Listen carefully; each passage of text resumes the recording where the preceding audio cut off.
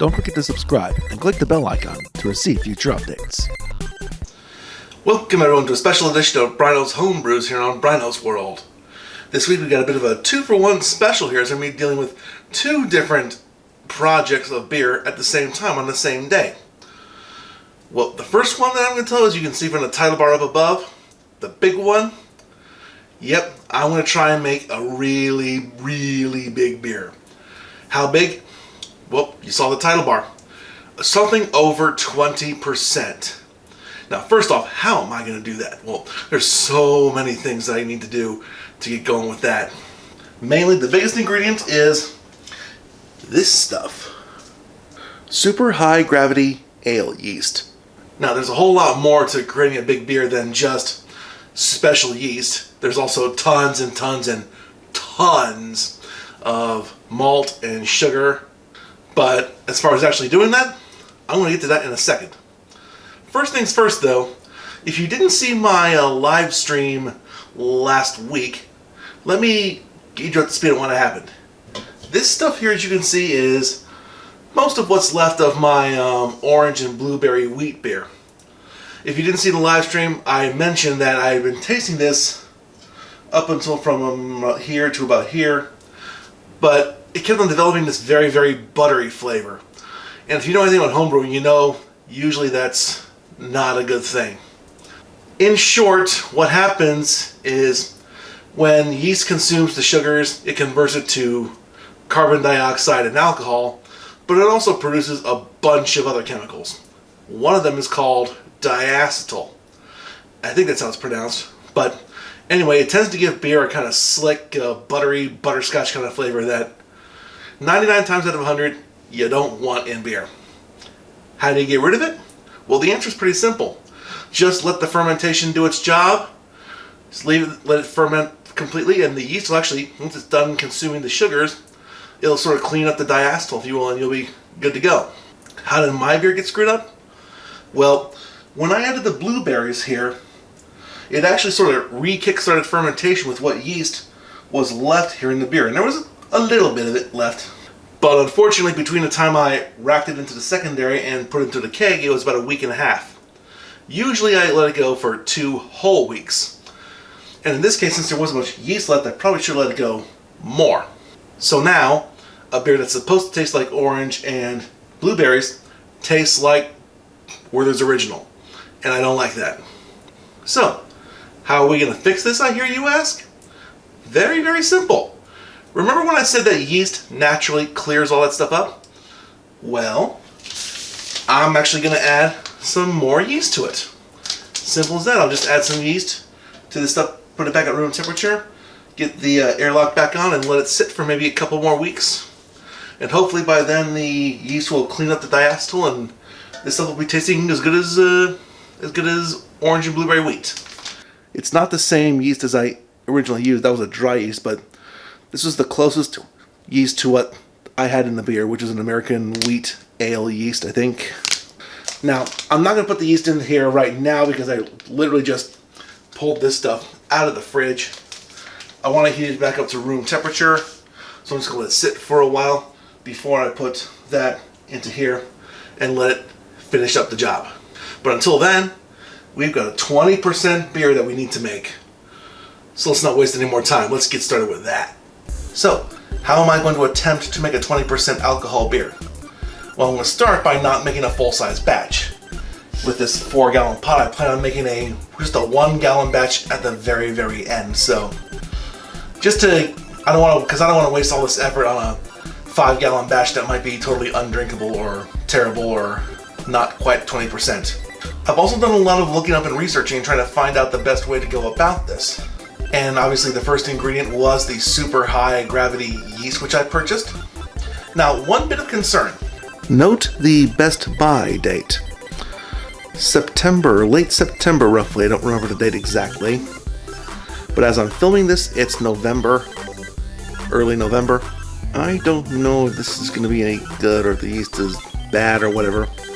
I do know when I opened it up, it started fizzing all over the place, so I'm not sure what happened. Maybe in shipping it screwed up. I also know that when doing stuff with a yeast, even with a liquid yeast or any kind of high gravity yeast, you need a lot, and I mean a lot of yeast cells because they got a lot of consuming to do with a lot of sugar. So you also got to prepare a yeast starter, which I have, and here it is right here. What I'm only going to put into the beer though is the little slurry at the bottom. The rest of this beer I'm going to just dump. This is just basically water with a little bit of dry malt extract in it, just sort of a rudimentary beer, if you will. But the bottom slurry, that's where all the billions and billions of yeast cells are.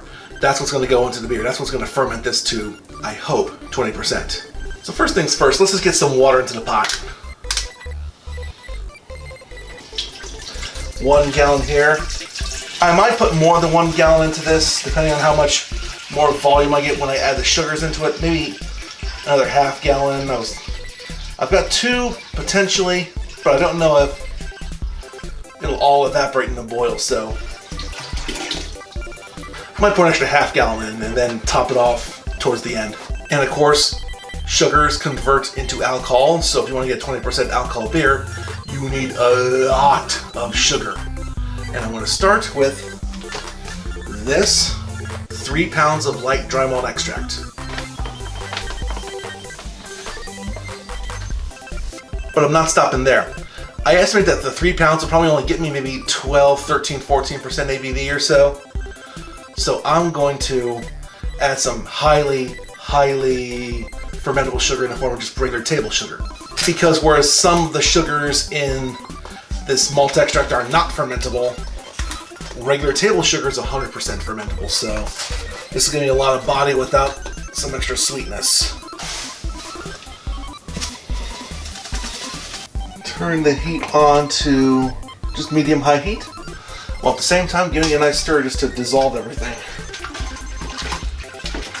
This time I'll add the extra half gallon of water. And speaking of the boil, I've also got some hops here at the ready to put here as well. Now since this is a 1 gallon batch, I don't need a particularly large amount, but there is a lot of sugar here, so the amount of hops I'm going to need to make this drinkable is a little bit higher than normal. So for this 1 gallon prototype, I'm going to put 3/4 of an ounce of hops in at the beginning of the boil for 60 minutes. Right now for first wort hopping. And the other quarter at 20 minutes. I'm not worried about aroma in this beer at all. At least not right now. I'm going to save that for a full batch if I can get this working. And after what seems like ages, it's finally boiling. Start the clock. In the meantime, this liquid wheat beer yeast, I think it's gotten room temperature, so open it up. Alright, in goes the yeast. Make sure I don't touch any of it. I reckon that's enough. So now, put the airlock back on. And let's leave the yeast to do its cleanup job.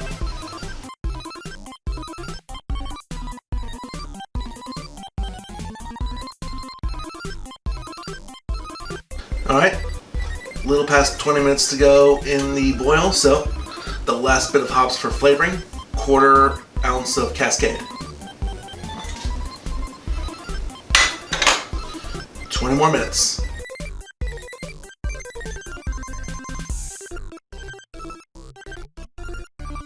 Okay, the clock just sounded for 20 minutes, so let's put this into the sink. Normally I'd have an ice bath, but in my wisdom I forgot to get a thing of ice, so I'm just going to put it in a watery sink with cold water from the tap and just change it out every often or so. Don't worry, none of this water is going into the wort. Now, given that there's no ice, I expect this to take a little longer than usual, but once we get it down to room temperature, then we'll get on with our next step. Now, one thing I've been doing while this is cooling off is stirring it like crazy. And that's because I'm trying to aerate this beer as well, or this wort at least. What we really want is oxygen in this beer. The more oxygen that's in the wort, the better of a chance the yeast has to do its job and ferment the crap out of this beer.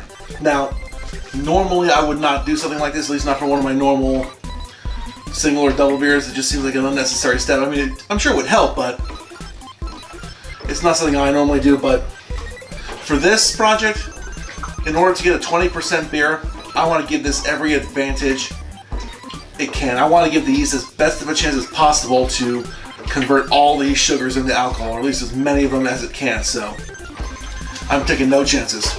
Okay, now that the wort has been chilled and agitated enough, I'm gonna dump it through this little fine mesh sieve I got here. Filter out the hoppy bits and such, and see if I got 1 gallon worth of stuff. If I don't, I'll top it up with water. If I got more than a gallon, then we might have other problems. But first things first.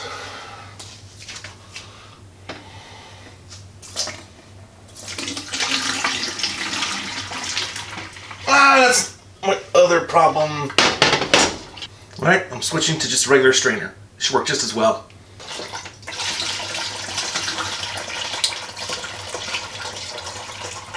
Alright, wort is in the bucket, and it looks like I'm a little bit over the gallon mark, which honestly is a bit concerning, which means it might be more water than I anticipated, which means the alcohol potential might not reach 20%. But it's still going to be really, really heavy. Now, like I said, I try to give this beer as many advantages as possible. I've got the high gravity yeast in a starter. I dumped the rest of this off in a bit. I aerated the wort with stirring to get some oxygen in it to help the yeast out. But it also needs nutrients. And I'm going to add some of that right here. A teaspoon of this stuff, food grade urea and diammonium phosphate. This is 1 teaspoon per gallon. And that's what I'm going to do. I'm also going to add something called yeast energizer, which is something that I use also with meads and such. But again, to give this the best possible chance of working, this is ½ teaspoon per gallon. This is also diammonium phosphate, spring cell, and magnesium sulfate. I think this stuff is kind of past its use by date, but every advantage I need. And now a little more stirring.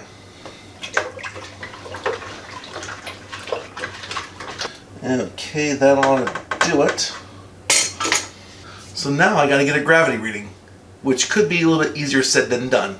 I don't know if you can get a good look at that, but this stuff is so thick, it's actually off the scale.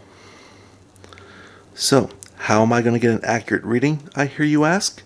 I've got a little trick up my sleeve. In fact, I got a little toy up my sleeve. You see, a while ago I got this thing.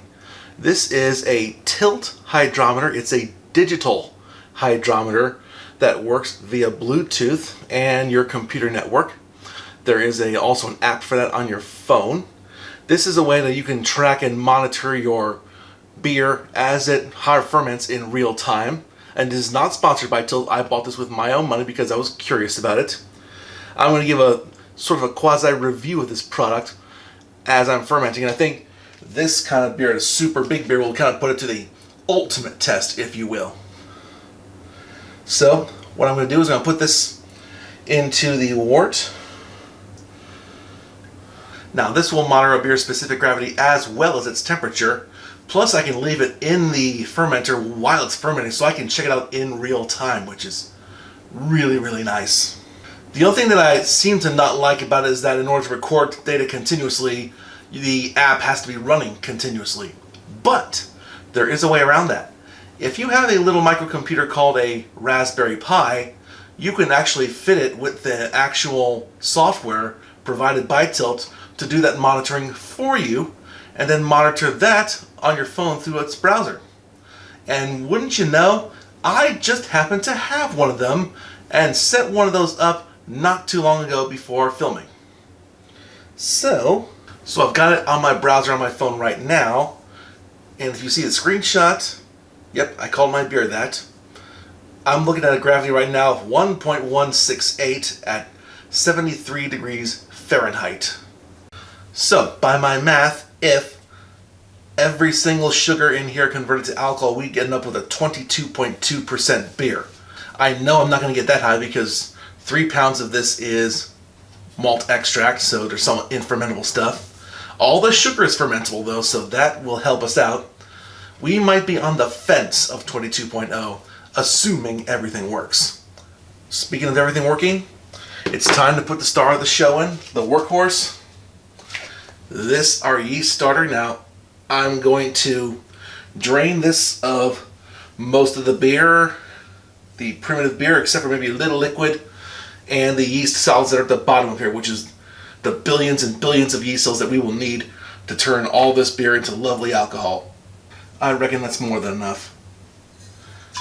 Let's give it a shake. Make sure we get every little bit of yeasty goodness off the bottom there.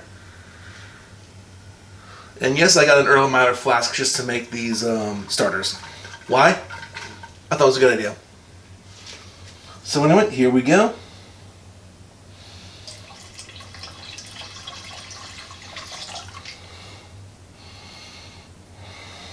Get the lid on this.